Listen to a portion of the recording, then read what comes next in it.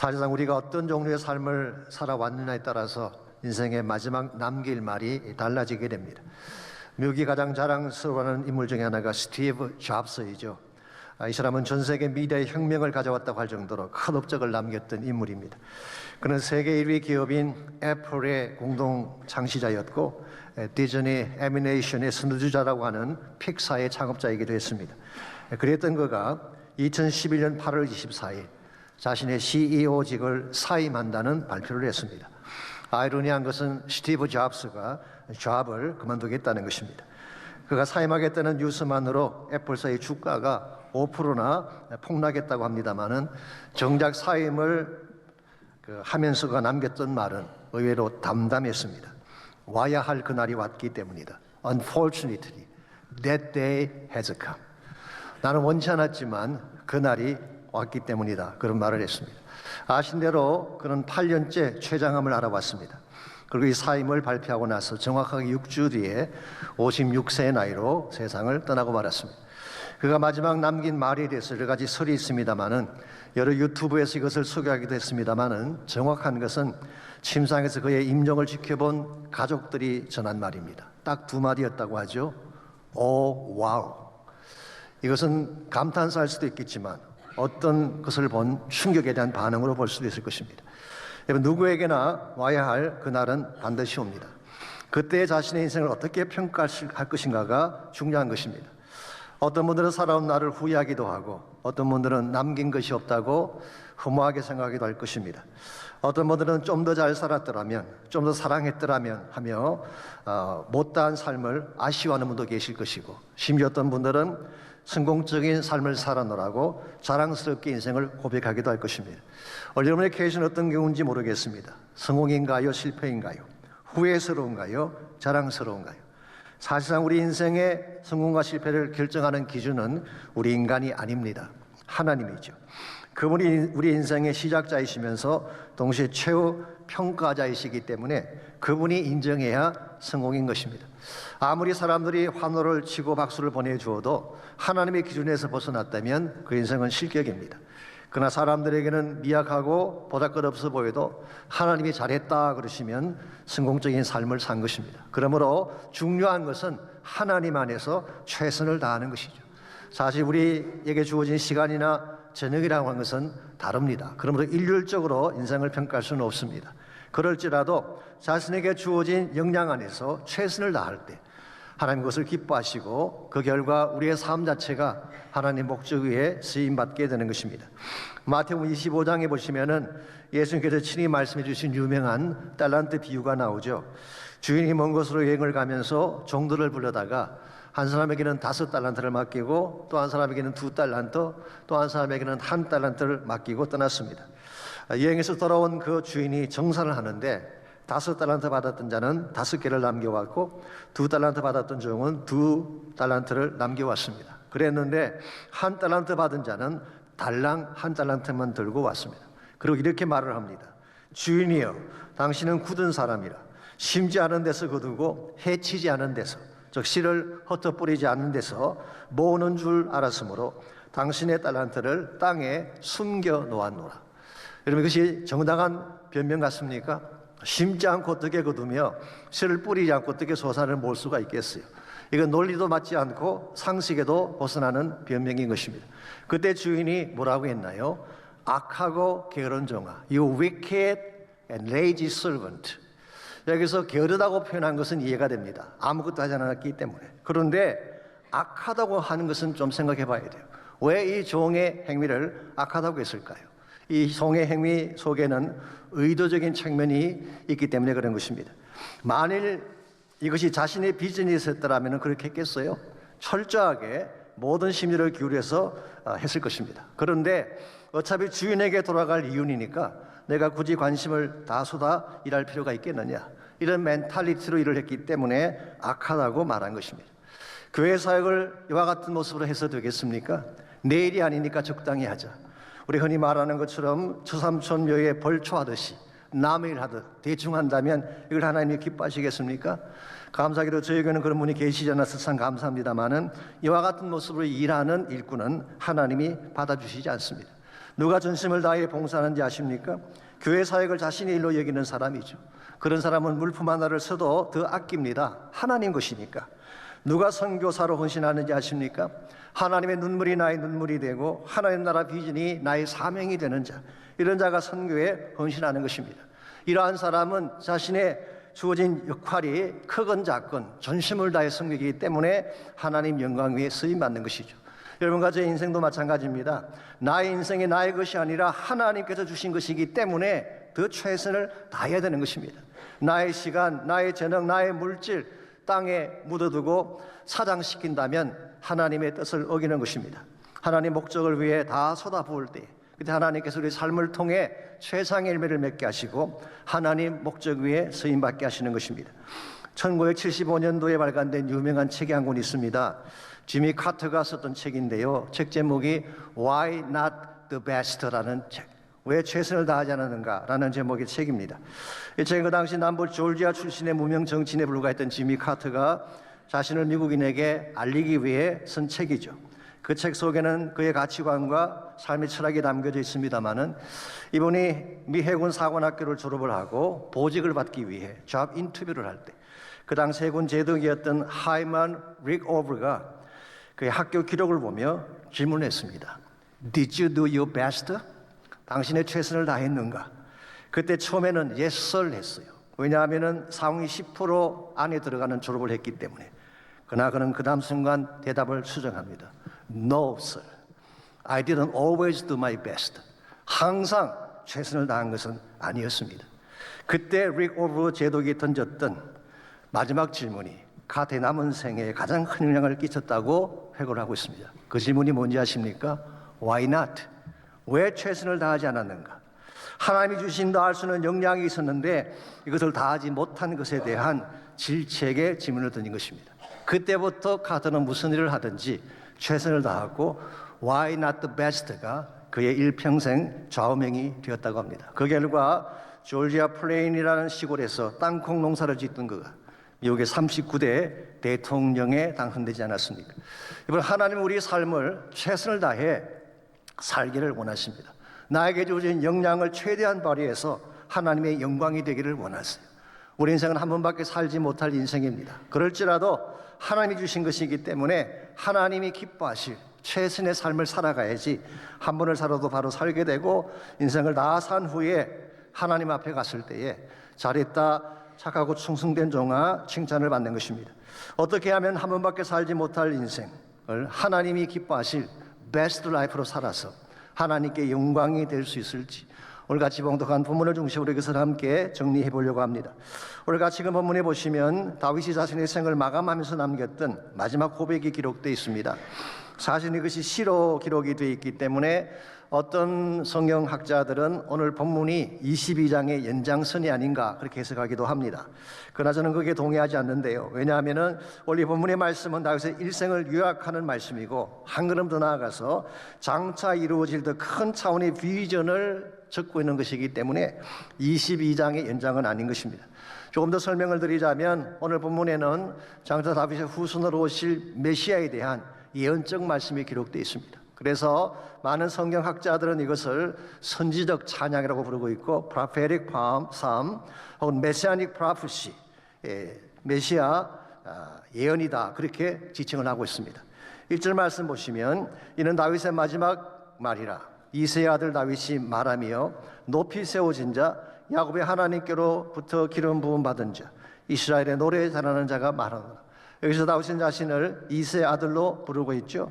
사실 이 표현은 다윗의 대적자들이 다윗을 경멸할 때 쓰던 표현입니다. 예컨대 사울이 다윗을 그렇게 불렀습니다.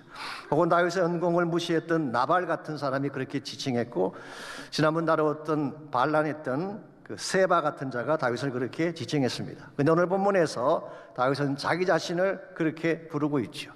이것은 자신의 출신이 그렇게 화려하지 않았음을 밝히는 말입니다. 쉽게 말하면 다윗은 금수저 출신이 아니라 평범한 집안 출신인 것을 밝힌 것입니다. 그럼에도 불구하고 다윗은 자신의 인생을 세 가지 단어로 요약을 하고 있습니다. 첫 번째로 나는 높이 세워진 자다. Raised by God on high. 아마도 자신에게 주어진 왕의 직분, 존귀한 직분을 표현한 것 같습니다.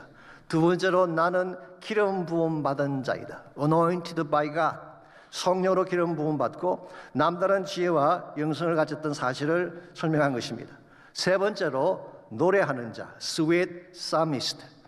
이 말씀은 목청이 좋은 가수같이 노래를 잘한다 그런 뜻이 아니라 하나님을 찬양했던 예배자였음을 밝힌 것입니다. 한마디로 다윗은 자신이 받은 생애, 하나님께서 자신에게 주신 생애를 자랑스러운 삶이었다고 고백을 하고 있습니다.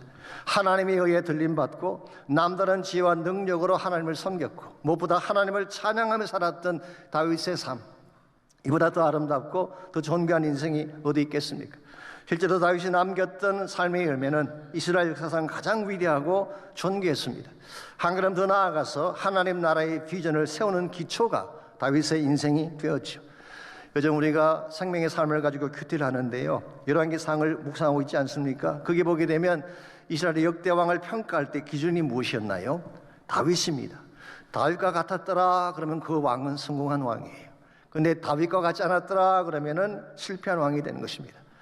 여러분, 이것은 다윗이 완벽해서 그렇게 기준을 삼은 것이 아닙니다. 다윗에게도 실수가 있었죠. 그러나 다윗은 자신에게 주어진 역량 안에서 최선을 다해서 하나님의 목적을 이루었기 때문에 다윗을 기준으로 삼은 것입니다.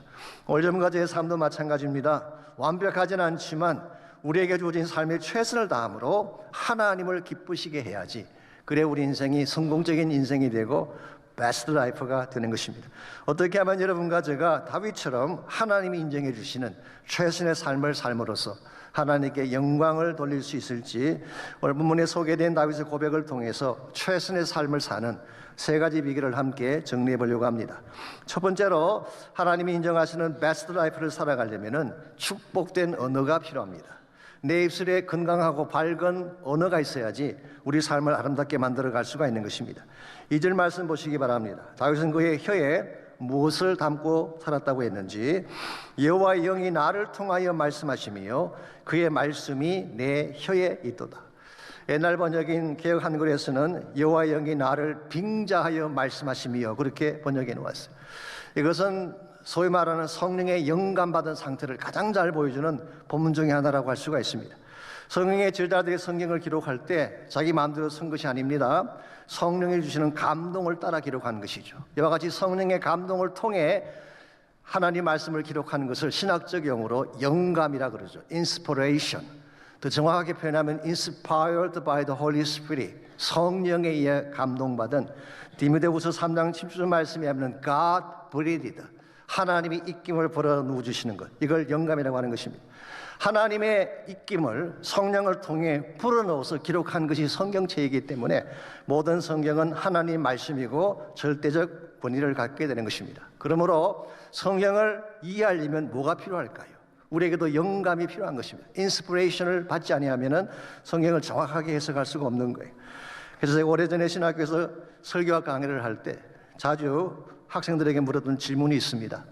토요일 밤 설교 준비가 막힌 목사님과 연세가 많으신 할머니의 공통점이 무엇인가? 둘 다 영감이 없다는 사실이죠. 영감이 없으면 아무리 고민해도 말씀이 풀리지가 않아요. 해석이 안 되는 것입니다. 그래서 밤새 고민하다가 설교를 마치지 못하는 케이스가 있죠. 그런데 오늘 본문에 보니까 다윗의 경우는 영감이 있었어요. 성령께서 그에게 임하셨고 성령의 말하게 하심을 따라 말씀했기 때문에 그의 혀에는 무엇이 있다고 했어요? 그의 말씀이 있도다. 즉 하나님 말씀이 그의 혀에 있었던 것입니다. 그러므로 다윗의 언어는 하나님 말씀이 있는 혀이기 때문에 축복된 언어가 될 수밖에 없어요. 말씀을 입에 담고 사니까 진실된 말을 할 수밖에 없고, 그가 하는 모든 언어는 찬양이 되고 노래가 되고 축복이 되는, 오늘 여러분과 저에게도 이와 같은 성령의 언어, 말씀의 언어가 필요한 것입니다. 사실 오늘 우리의 혀가 바르게 되기만 하면 굉장히 좋은 열매를 맺을 수가 있는데, 우리는 안타깝게도 그런 말을 못할 때가 더 많이 있죠. 악한 말을 하기도 하고 더러운 말을 하기도 하고 찌르고 저주하는 말을 할 때가 있습니다. 그 결과 우리 주변에 있는 사람들이 얼마나 많이 상처를 받고 힘들어하게 됩니까? 그래서 나온 유명한 말이 있잖아요.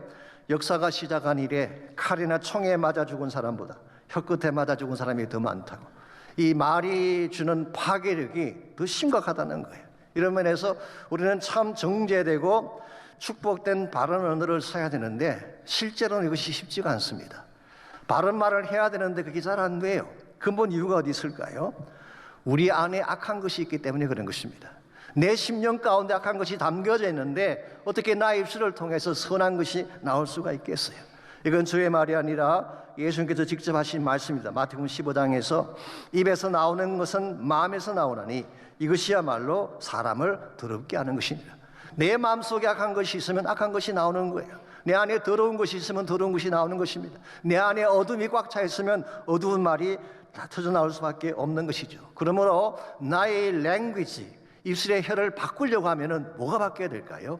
내 마음의 근본이 바뀌어야 되는 것입니다. 그러므로 내 심령 한가운데에 성령께서 임재하셔서 성령이 내 마음을 지배하게 되면 그때 나의 입술을 통해 나오는 모든 언어는 성령의 언어가 되는 것입니다. 오늘 우리의 마음을 붙잡고 있는 어둠의 권세가 떠나가고 악한 권세가 떠나가고 저주하며 불평했던 모든 마음들이 다 떠나가고 하나님이 여기신 성령으로 가득 차기만 한다면은 성령이 말하게 하심을 따라 말하니까 우리 삶이 아름다워지고 열매가 존귀하게 되는 것입니다. 실제로 사도행전 2장을 보시게 되면 오순절날 성령께서 임하셨을 때에 어떤 현상이 일어났습니까? 오래전에 척 스웨인들 목사님은 세 가지 현상이 일어났다고 요약한 적이 있는데요. 첫 번째가 something they heard, 뭔가 그들이 들은 것이 있었어요. 급하고 강한 바람 소리 같은 것을 들었다고 했습니다. 두 번째로 something they saw, 뭔가 본 것이 있어요. 불의 혀같이 갈라지는 것을 보았습니다. 그리고 세 번째가 something they spoke, 그들이 무엇인가 말을 한 거예요. 그 말이 뭘까요? 2장 4절은 이렇게 기록합니다. 그들이 다 성령의 충만함을 받고 성령의 말하게 하심을 따라 다른 언어들로 말하기 시작하니라. 여기서 말하는 다른 언어가 영어 성경에 하면은 speaking in other tongues. 여기서 나온 우리가 늘 쓰는 용어가 방언이죠. 방언. 물론 방언에 대한 해석은 굉장히 다양하긴 합니다만은 최소한 사도행전 2장에 나오는 방언은 그곳에 모인 모든 자들에게 복음을 듣게 하는 축복의 언어였음에 틀림없습니다. 성경 기록하잖아요. 각국에서 몰려왔던 유대인들이 자기 난곳 방언으로 듣게 되었다. 자기 나라 말로 들었기 때문에 복음을 이해하게 된 것이죠. 이건 굉장히 중요한 사건입니다. 제가 좀 더 구속사적으로 설명을 조금 더 드리자면요, 창세기 11장에 보게 되면 바벨탑 사건이 일어났죠. 하나님을 대적하기 위한 탑을 샀다가 하나님께서 심판하셔서 언어를 흩어버리셨어요. 그 전까지는 모든 우리 인류의 랭귀지 앤 스피치가 하나였어요. 근데 바벨탑 사건으로 랭귀지가 다 흩어지게 된 것입니다. 언어가 흩어지니까 인류 자체가 뿔뿔이 흩어지게 되고 그때부터 전쟁의 역사가 시작이 된 것입니다. 이와 같이 흩어진 언어 때문에, 나누어진 민족 때문에 투쟁하며 고통 가운데 살아가던 우리 인류에게 하나님이 다시 회복을 보여주시기 위해 우리 모두에게 보여주신 유명한 사건이 오순절날 성령이 오신 사건이에요. 성령을 통해서, 방언을 통해서 모든 랭귀지를 하나 되게 하심으로 장차 이루어지게 될 구속사의 완공을 예표하신 것입니다. 성령께서 임하시게 되면 민족과 민족이 하나 될 수 있어요. 가정과 가정이 하나 되어지고 나눠지고 깨어진 사람들 심령이 하나가 되어서 하나님이 기뻐하는 존귀한 삶을 살게 되는 것입니다. 이런 면에서 오늘 여러분과 저에게도 이 성령이 주시는 언어가 필요합니다. 성령이 이끄는 대로 말할 수만 있다면, 말씀이 나에게 주는 언어대로 말하고 행동할 수만 있다면 얼마나 우리 삶이 존귀하고 아름다워지게 되겠어요. 그러므로 이 시간 여러분과 저의 마음 가운데 성령께서 임재하시도록 기도하시고 성령이 내 마음을 지배해 주셔서 성령이 다스리는 삶과 언어로 살게 해달라고 기도하시는 시간이 있기를 바랍니다. 그때 우리 삶이 변화가 일어나게 되고 최선이 되어서 하나님께 영광을 돌리게 되는 것입니다. 두 번째로 하나님이 인정하시는 최선의 삶을 살려면 신선한 비전, 프레시한 비전, 바른 꿈을 가져야 되는 것입니다. 오늘 본문에서 다윗이 인생을 자랑스럽게 살 수 있었던 또 하나의 이유는 그에게는 꿈이 있었기 때문입니다. 1차적으로 그는 사무엘에게 기름 부음을 받는 순간 앞으로 바른 지도자가 되어서 이스라엘을 다스린다는 꿈을 갖게 된 것 같습니다. 다윗에게 이것이 있었기 때문에 그가 광야를 쫓겨다니면서도 낙심하지 아니하고 아들람 굴에 갇혀 있으면서도 절망하지 않았던 것입니다. 언젠가 때가 되면 하나님이 그를 세우셔서 영광된 지도자로 쓰임 받는다는 꿈, 소망이 있었기 때문이죠. 그런데 다윗이 가졌던 꿈은 거기서 멈추지 않습니다. 한 걸음 더 나아가서 장차 미래에 등장할 완전한 통치자에 대한 꿈을 다윗은 가지고 있었어요. 아마도 하나님께서 성령을 통해 이것을 미리 보여주신 것 같습니다. 3절입니다. 이스라엘 하나님이 말씀하시며 이스라엘 반석이 내게 이르시기를 사람을 공의로 다스리는 자 하나님을 경외함으로 다스리는 자여. 여기 공의로 다스리는 자가 나오고 경외함으로 다스리는 자가 나오는데 이것은 다윗 자신을 지칭하는 말이 아닙니다. 여기서 약간의 쉬프트가 이루어진 것입니다. 지금 다윗 본인에 대한 이야기를 하다가 그래서 약간 쉬프트가 이루어지면서 다윗의 후손으로 오실 메시아를 소개를 하고 있습니다. 그래서 다윗은 지금 예언적인 차원에서 자기 뒤에 올 메시아에 대한 비전을 미리 보고 오늘 본문을 적고 있는 것입니다. 4절을 보시게 되면 그는 돋는 해의 아침빛 같고 구름 없는 아침 같고 비 내린 후에 광선으로 땅에서 우미 돋는 새풀 같으니라 하시니라. 그래서 근원이라고 했기 때문에 여기에 소개된 모든 내용이 메시아 그분 자체의 성품을 의미하는 것이다. 그렇게 해석할 수도 있을 것입니다만은 히브리 원문에는 사실 근원이라는 단어가 없습니다. 그래서 메시아 자체의 성품의 특징을 묘사한다기보다는 메시아께서 오시면 이루어지게 될 축복의 특징을 소개한다고 보는 것이 더 맞습니다. 그래서 메시아께서 오시면 어떤 역할을 하실까? 메시아가 오시면 하실 세 가지 중요한 역할이 오늘 4절 하반부에 소개가 되어 있는 것입니다. 첫 번째로 뭡니까? 돋는 해의 아침빛 같은 역할.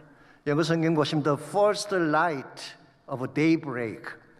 이 밤이 지나고 새벽을 깰 때에 주어지는 첫 번째 빛. 이게 메시아가 오시면 일어날 사건이라는 거예요.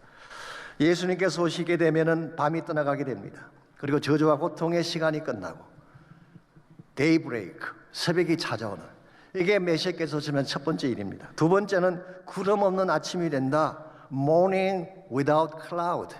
이것은 밝고 빛나는 삶을 말하는 것입니다. No depression, no sadness. 슬픔이나 탄식이나 우울증이 다 떠나가고 밝고 맑은 삶. 그리고 세 번째로 비 내린 후 땅에서 돋아나는 새풀같이 되리라. 사실 이스라엘 지역에는 비가 오지 않으면 땅이 메마르잖아요. 그냥 허옇게 메말라가는데 그게 비가 쏟아지게 되면 비 온 후에 파릇파릇한 새싹이 돋아나죠. 메시아께서 오시면 이런 사역을 하신다는 거예요.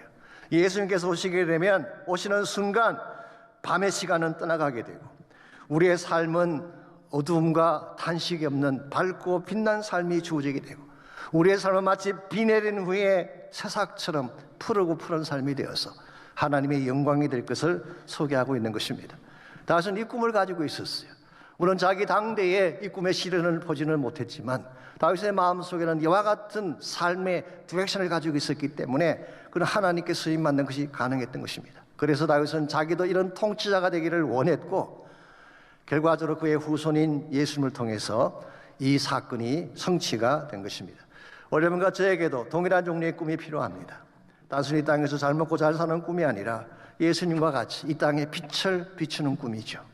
어둠 가운데 있는 사람들에게 밝은 생명을 전가하는 꿈이죠.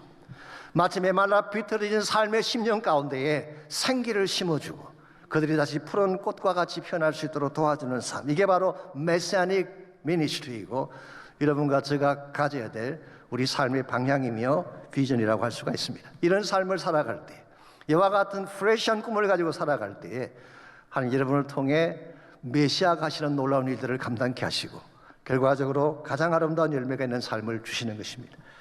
요즘 야구 시즌이 되어서 LA 다저스가 굉장히 뜨고 있죠.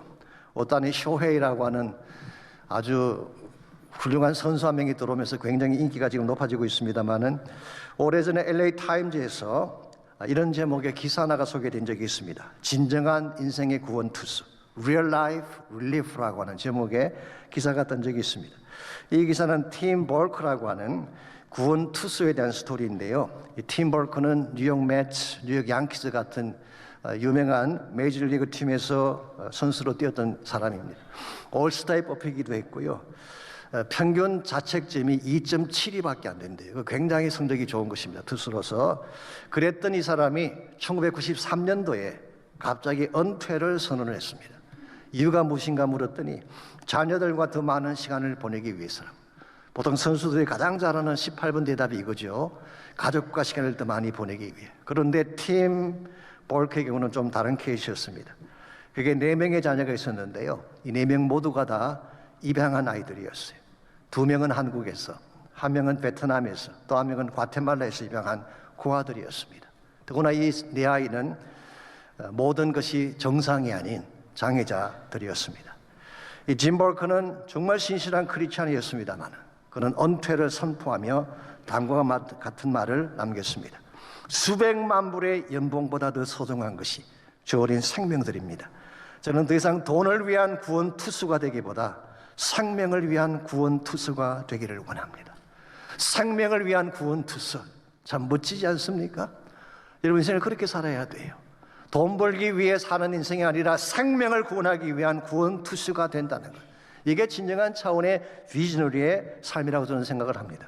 하나님 나라의 비전에 동참을 해서 정말 생명을 구원하고 빛을 전가하고 하나님의 거룩한 열매를 맺기 위해 달려가는 인생.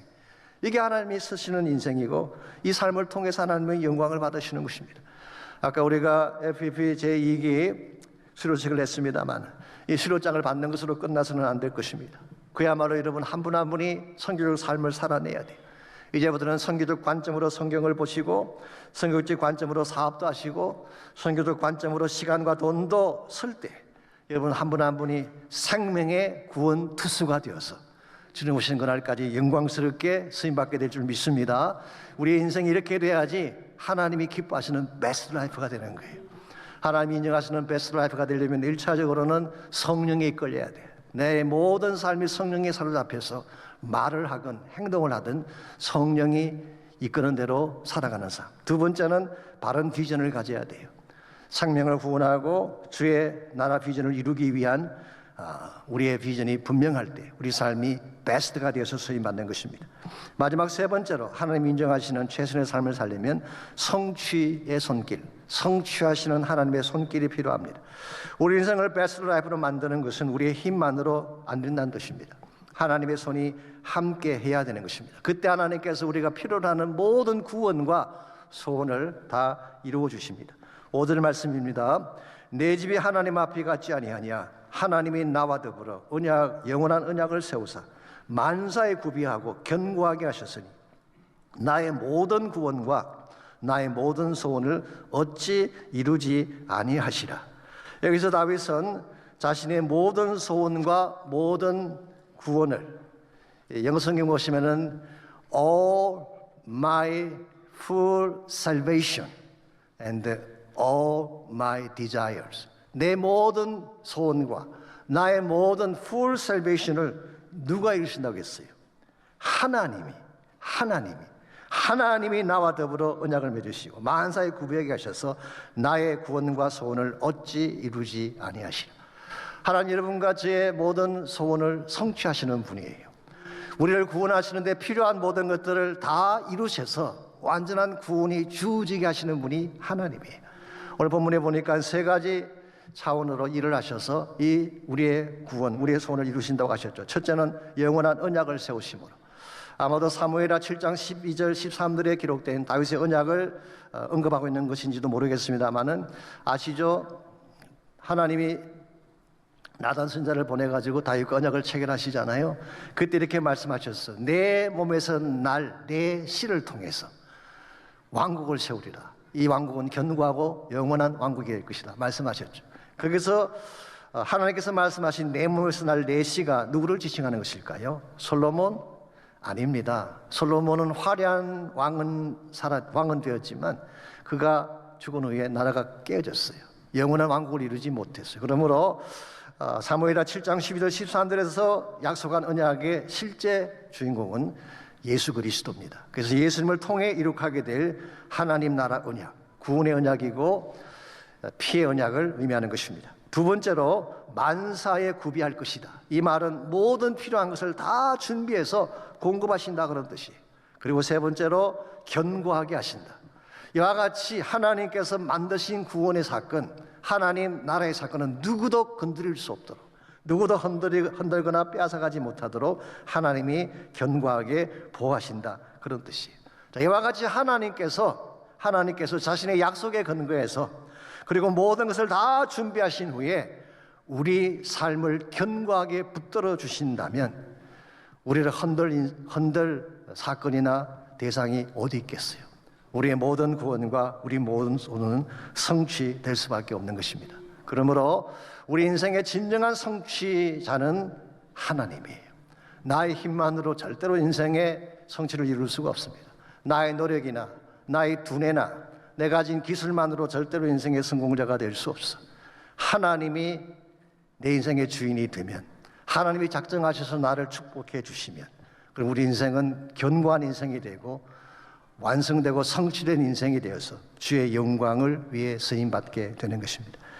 제가 오래전에 그 코스타라고 하는 유명한 모임이 있죠. 우리 매년 시카고 그 웨스턴 칼리지에서 모이는 유학생들을 위한 모임이었습니다. 그게 제가 강사로 초청을 받고 가서 제가 말씀을 전한 기회가 있었는데요. 그때 함께 오셨던 한국에서 오신 강사님 한 분이 이런 간증을 해주셨어요. 이분은 한국에서 유수한 법과대학을 졸업을 하고 사법고시에 합격을 해서 검사가 된 사람이었습니다.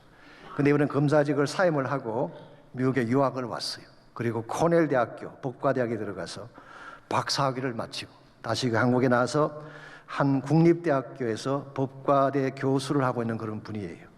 이 정도면 제법 잘 나가는 인생 아닌가요? 누가 봐도 부러워할 만한 성공적인 인생이죠.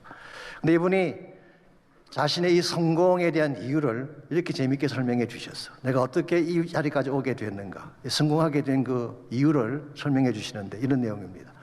이분이 중학교 2학년 때 연극을 했는데 그 연극 제목이 다윗과 골리앗이었어요. 본인은 다윗의 역할을 맡게 되고 덩치가 큰 자기 친구가 골리앗의 역할을 맡게 됐는데 연극이 시작되면 스폰지로 만든 돌멩이를 던져서 골리앗의 이마를 탁 치는 것입니다. 한 가지 문제가 있어요.